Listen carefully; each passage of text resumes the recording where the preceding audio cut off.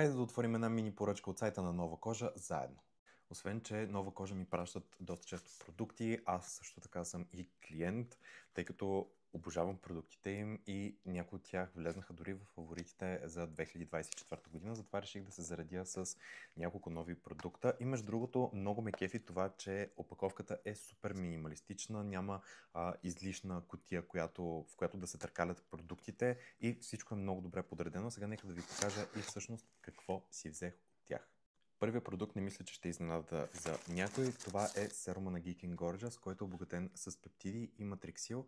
Той влезе в годишните ми фаворити, просто защото серума е наистина страхотен и затова си го закупих отново.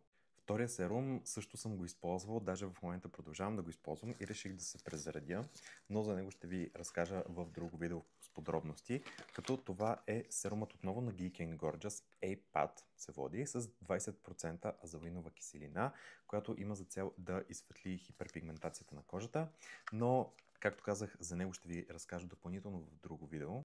Така че накратко, да, това са двете нови стари придобивки, които си взех от сайта на Нова кожа. Оставете ми по един коментар дали сте използвали продуктите на Geek Gorgeous и ако да, кой е любимият ви. И не забравяйте да цъкнете плюсчето за още полезни видеа и до скоро!